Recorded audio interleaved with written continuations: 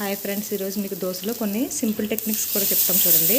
First ఏం లేదండి, ఒక చిన్న గిన్నెతో నీళ్ళు తీసుకొని ఆ నీళ్ళు అనేది స్టవ్ మీద రేక్ పెడతాం కదా, దోశలు వేసుకుని పాను దాని మీద కొంచెం వాటర్ జిమ్ముకొని అలా ఉల్లిపాయతో రుద్దుకుంటే మీకు దోశలు అనేవి చాలా బాగా ఫాస్ట్గా పైకి లెగుస్తాయండి.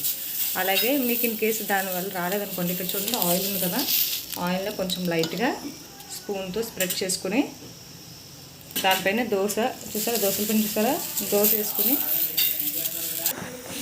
చూసారు కదా, రేక్ మీద కొంచెం ఆయిల్ వేసాము. ఆయిల్ వేసి దోశ వేసుకుని నార్మల్గా దోశ ఎలా స్ప్రెడ్ చేస్తామో అలాగా మొత్తం స్ప్రెడ్ చేయండి. చూసారా, ఇలా బబుల్స్ అనేవి ఎప్పుడైతే మనకు వస్తాయో దోశ అనేది చాలా బాగా వస్తుంది అన్నమాట, క్రిస్పీగా కూడా ఉంటుంది.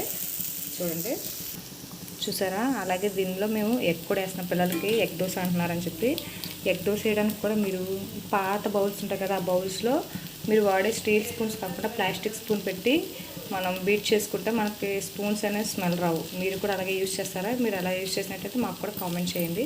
సరే, చూసారా, దోశ మీద ఎగ్ మనం బీట్ చేసుకున్నాయంత వేసాము. వేసి దాన్ని బాగా స్ప్రెడ్ చేసి చూసారా, దోశ అనేది పైకి భలే లెగుస్తుంది కదా. అదిగో, ఈ సింపుల్ టెక్నిక్స్ మీరు ఫాలో అయ్యారంటే దోశ అనేది చాలా ఈజీ. బిగినర్స్కి అయితే చాలా బాగుంటుంది. మీకు ఈ వీడియో నచ్చినట్లయితే లైక్ చేయండి, షేర్ చేయండి, అలాగే కామెంట్ కూడా చేయండి.